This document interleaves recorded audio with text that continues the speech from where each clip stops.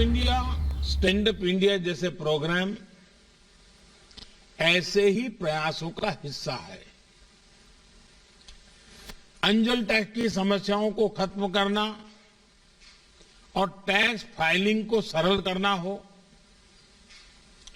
Access to credit को आसान बनाना हो, हजारों करोड़ रुपए की सरकारी फंडिंग का प्रबंध हो, ये सुविधाएं हमारी प्रतिबद्धता को दर्शाती है। स्टार्टअप इंडिया के तहत स्टार्टअप्स को 9 लेबर और 3 एनवायरमेंट लॉज से जुड़ी कंप्लायंसेस को सेल्फ सर्टिफाई करने की सुविधा दी गई है। डॉक्यूमेंट्स के सेल्फ एटेस्टेशन से सरकारी प्रक्रियाओं को सरल बनाने का जो सिलसिला शुरू हुआ था, वो आज 25,000 से अधिक कंप्लायंसेस को खत्म करने के पड़ाव तक पहुंच चुका है। स्टार्टअप्स सरकार को अपने प्रोडक्ट्स या सर्विस आसानी से दे पाए, इसके लिए government e market place GeM platform पर स्टार्टअप रनवे भी बहुत काम आ रहा है। साथियों, अपने नौजवानों के सामर्थ्य पर भरोसा, उनकी क्रिएटिविटी पर भरोसा किसी भी देश की प्रगति का अहम आधार होता है। भारत आज अपने युवाओं के इस सामर्थ्य को पहचानते हुए नीतियां बना रहा है, निर्णय लागू कर रहा है। भारत में 1,000 से ज्यादा यूनिवर्सिटीज हैं, 11,000 से ज्यादा स्टैंड एलोन इंस्टीट्यूशंस हैं, 42,000 से ज्यादा कॉलेजेस हैं और लाखों की संख्या में स्कूल है। ये भारत की बहुत बड़ी ताकत है। हमारा प्रयास देश में बचपन से ही स्टूडेंट्स में इनोवेशन के प्रति आकर्षण पैदा करने, इनोवेशन को इंस्टीट्यूशनलाइज करने का है। 9,000 से ज्यादा अटल टिंकरिंग लैब्स आज बच्चों को स्कूलों में इनोवेट करने, नए आइडियाज पर काम करने का मौका दे रही है। अटल इनोवेशन मिशन से हमारे नौजवानों को अपने इनोवेटिव आइडियाज पर काम करने के लिए नए नए प्लेटफॉर्म मिल रहे हैं। इसके अलावा देश भर के स्कूलों और कॉलेजों में हजारों लैब्स का नेटवर्क हर क्षेत्र में इनोवेशन को बढ़ावा देता है। देश के सामने मौजूद चुनौतियों से निपटने के लिए हम इनोवेशन और टेक्नोलॉजी आधारित सॉल्यूशंस पर बल दे रहे हैं। हमने अनेकों हैकेथॉन्स का आयोजन करके नौजवानों को अपने साथ जोड़ा है। उन्होंने रिकॉर्ड समय में बहुत सारे इनोवेटिव सॉल्यूशंस हमें दिए हैं। ये आप भी अनुभव करते होंगे कि सरकार के अलग अलग विभाग, अलग अलग मंत्रालय किस तरह नौजवानों और स्टार्टअप के साथ संपर्क में रहते हैं, उनके नए आइडियाज को प्रोत्साहित करते हैं। चाहे नए ड्रोन रूल्स हो या फिर नई स्पेस पॉलिसी, सरकार की प्राथमिकता ज्यादा से ज्यादा युवाओं को इनोवेशन का मौका देने की है। हमारी सरकार ने आईपीआर रजिस्ट्रेशन से जुड़े जो नियम होते थे उन्हें भी काफी सरल कर दिया है। केंद्र और राज्य सरकारें मिलकर आज देश में सैकड़ों इंक्यूबेटर्स को सपोर्ट कर रही है। आज देश में आई क्रिएट जैसे संस्थान इनोवेशन इकोसिस्टम को बढ़ाने में बहुत महत्वपूर्ण रोल प्ले कर रहे हैं। आई क्रिएट यानी international centre for entrepreneurship and technology, ये संस्थान अनेकों स्टार्टअप्स को मजबूत शुरुआत दे रहा है, इनोवेशन को प्रोत्साहित कर रहा है और साथियों, सरकार के इन प्रयासों का हम असर भी देख रहे हैं। वर्ष 2013-14 में जहां 4000 पैटेंट्स को स्वीकृति मिली थी, वहीं पिछले वर्ष 28,000 से ज्यादा पेटेंट्स ग्रांट किए गए हैं। वर्ष 2013-14 में जहां करीब 70,000 ट्रेडमार्क्स रजिस्टर हुए थे, वहीं 2021 में 2.5 लाख से ज्यादा ट्रेडमार्क रजिस्टर किए गए हैं। वर्ष 2013-14 में जहां सिर्फ 4,000 कॉपीराइट ग्रांट किए गए थे, पिछले साल इनकी संख्या बढ़कर 16,000 के भी पार हो गई है। इनोवेशन को लेकर भारत में जो अभियान चल रहा है, उसी का प्रभाव है कि ग्लोबल इनोवेशन इंडेक्स में भी भारत की रैंकिंग में बहुत सुधार आया है। वर्ष 2015 में इस रैंकिंग में भारत 81 नंबर पर रुका पड़ा था। अब इनोवेशन इंडेक्स में भारत 46 नंबर पर है, 50 से नीचे आया है। साथियों, भारत का स्टार्टअप इकोसिस्टम आज दुनिया में अपना परचम लहरा रहा है। ये भारत के स्टार्टअप इकोसिस्टम की ताकत है कि वो पैशन से, सिंसियरिटी से और इंटीग्रिटी से भरा हुआ है। ये भारत के स्टार्टअप इकोसिस्टम की ताकत है कि वो लगातार खुद को डिस्कवर कर रहा है, खुद को सुधार रहा है, अपनी ताकत बढ़ा रहा है। वो लगातार एक लर्निंग मोड में है, चेंजिंग मोड में है, नई नई स्थितियां, परिस्थितियों के मुताबिक खुद को ढाल रहा है। आज किसी से ये देखकर गौरव नहीं होगा कि भारत के स्टार्टअप्स 55 अलग अलग इंडस्ट्री से काम कर रहे हैं। हर किसी को गर्व होगा। 5 साल पहले देश में जहां 500 स्टार्टअप भी नहीं थे, आज उनकी संख्या बढ़कर 60,000 60,000 तक पहुंच चुकी है। आपके पास इनोवेशन की शक्ति है, आपके पास नए आइडियाज हैं, आप नौजवान ऊर्जा से भरे हुए हैं और आप बिजनेस के तौर तरीके बदल रहे हैं। Our startups are changing the rules of the game. इसलिए मैं मानता हूं startups are going to be the backbone of new India.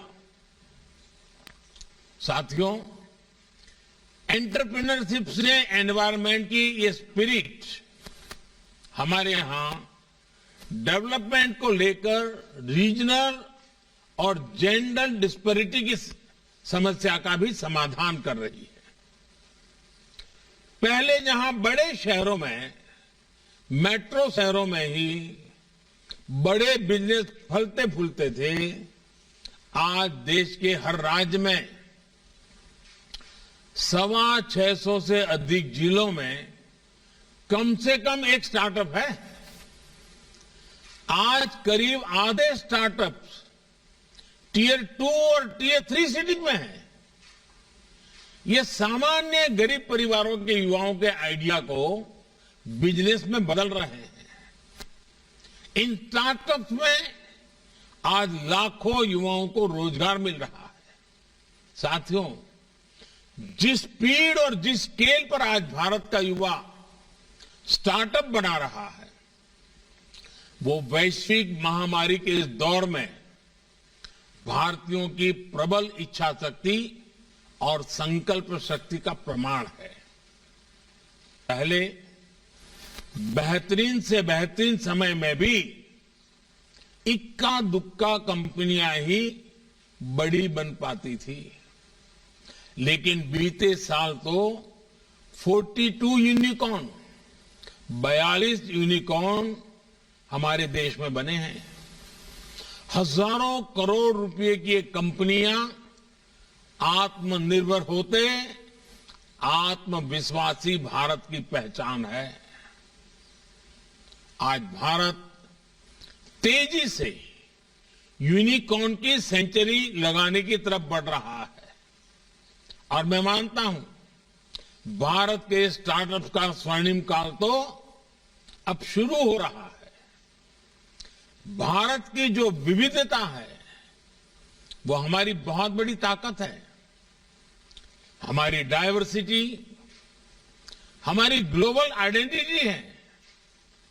हमारे यूनिकॉर्न्स और स्टार्टअप्स इसी डायवर्सिटी के मैसेंजर हैं।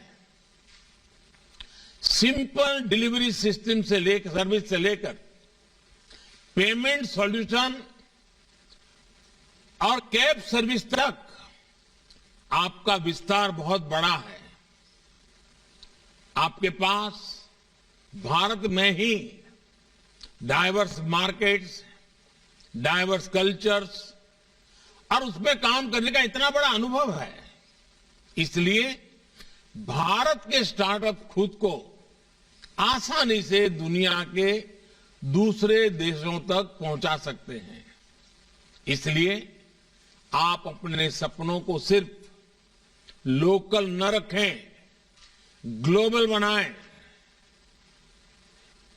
इस मंत्र को याद रखिए,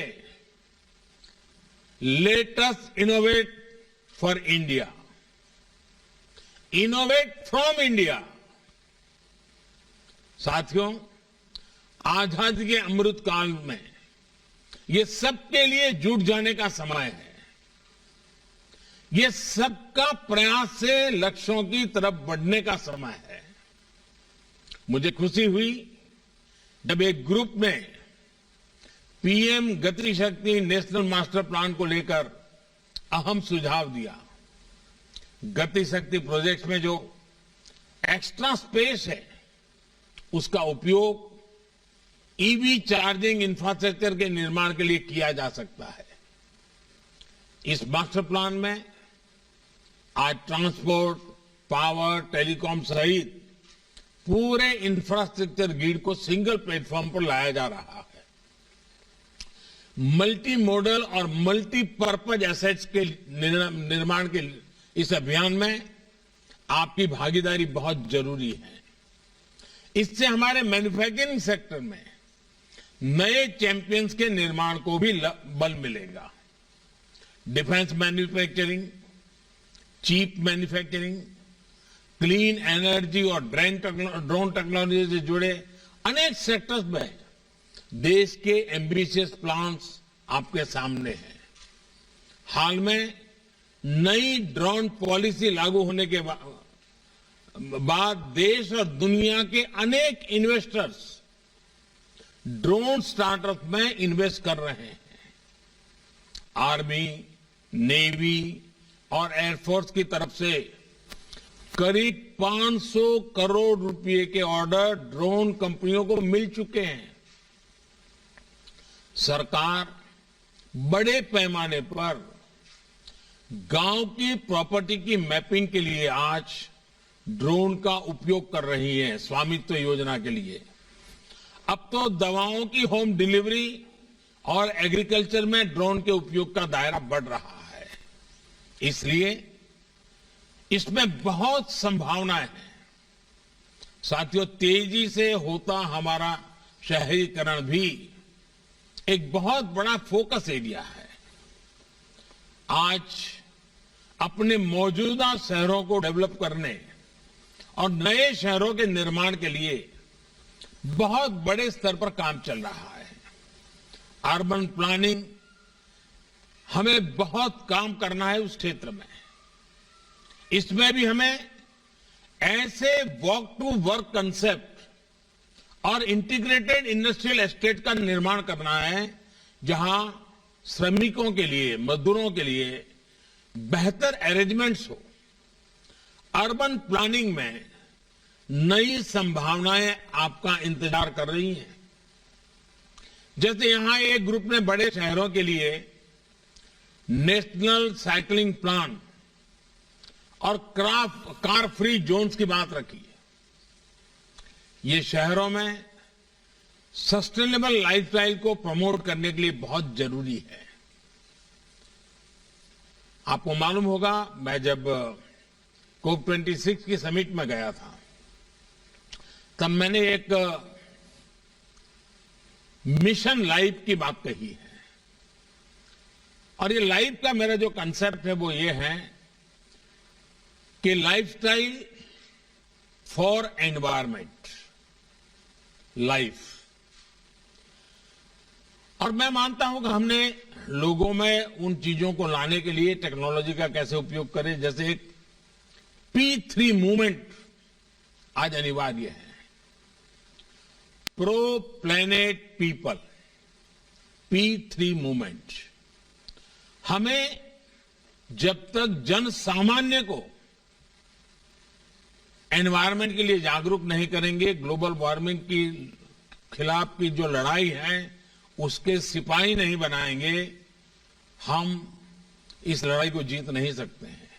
और इसलिए भारत मिशन लाइफ को लेकर के अनेक विविध देशों को अपने साथ जोड़ने की दिशा में काम कर रहा है। साथियों, स्मार्ट मोबिलिटी से शहरों का जीवन भी आसान होगा और कार्बन एमिशन के हमारे टारगेट्स को अचीव करने में भी मदद मिलेगी। साथियों, दुनिया के सबसे बड़े मिलेनियल मार्केट के रूप में अपनी पहचान को भारत लगातार सशक्त कर रहा है। मिलेनियल आज अपने परिवारों की समृद्धि और राष्ट्र की आत्मनिर्भरता दोनों के आधार हैं। रूरल इकोनॉमी से लेकर इंडस्ट्री 4.0 तक हमारी जरूरतें और हमारा पोटेंशियल दोनों असीमित है। फ्यूचर टेक्नोलॉजी से जुड़े रिसर्च और डेवलपमेंट पर इन्वेस्टमेंट आज सरकार की प्राथमिकता है। लेकिन बेहतर होगा कि इंडस्ट्री भी इसमें अपना योगदान, अपना दायरा बढ़ाए। साथियों, 21वीं सदी के इस दशक में आपको एक बात और ध्यान रखनी है। देश में भी बहुत बड़ा मार्केट तो अब खुल रहा है। हमने डिजिटल लाइफस्टाइल में अब जाकर कदम रखा है। अभी तो हमारी करीब आधी आबादी ही ऑनलाइन हुई है। जिस स्पीड से, जिस स्केल पर, जिस कीमत में आज गांव-गांव, गरीब से गरीब तक सरकार डिजिटल एक्सेस देने के लिए काम कर रही है, उससे बहुत कम समय में भारत में करीब 100 करोड़ इंटरनेट यूजर होने वाले हैं।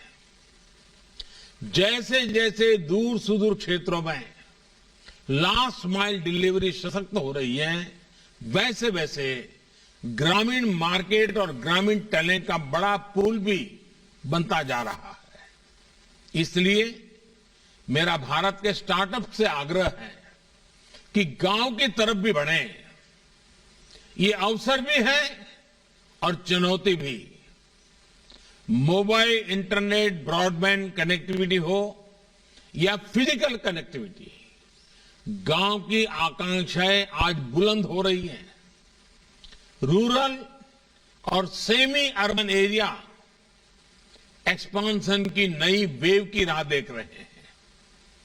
स्टार्टअप कल्चर ने आइडिया को जिस प्रकार डेमोक्रेटाइज किया है, उसने महिलाओं और लोकल बिजनेस को एम्पावर किया है।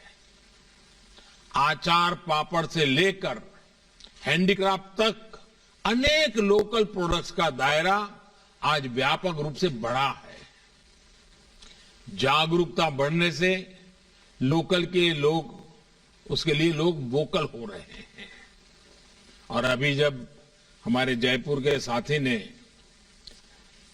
कार्तिक ने, लोकल को ग्लोबल की बात कही और उन्होंने वर्चुअल टूरिज्म की बात कही, मैं आग्रह करूंगा आप जैसे साथियों को कि आजादी के 75 साल हो रहे हैं। क्या आप देश के स्कूल कॉलेज के बच्चों का एक कंपटीशन करें और वे अपने जिले में, अपने शहर में आजादी से जुड़ी जो घटनाएं हैं, जो स्मारक है, इतिहास के जो पन्ने हैं, उसका वर्चुअल क्रिएटिव वर्क करें और आप जैसे स्टार्टअप उसको कंपाइल करें और आजादी के 75 साल निमित्त वर्चुअल टूर के लिए देश को निमंत्रित किया जाए। आजादी के अमृत महोत्सव में स्टार्टअप दुनिया का एक बहुत बड़ा कंट्रीब्यूशन होगा। तो आपका विचार अच्छा है, उस विचार को किस रूप में लाया जाए, तो उसकी अगर आप शुरुआत करेंगे तो मैं पक्का मानता हूं कि इसको हम आगे बढ़ा सकते हैं। साथियों, कोविड लॉकडाउन के दौरान हमने देखा है कि लोकल स्तर पर कैसे छोटे छोटे इनोवेटिव मॉडल्स ने लोगों का जीवन आसान किया है। छोटे लोकल बिजनेस के साथ कोलैबोरेशन का एक बहुत बड़ा अवसर स्टार्टअप्स के पास है। स्टार्टअप्स इन लोकल बिजनेस को एम्पावर कर सकते हैं, एफिशिएंट बना सकते हैं।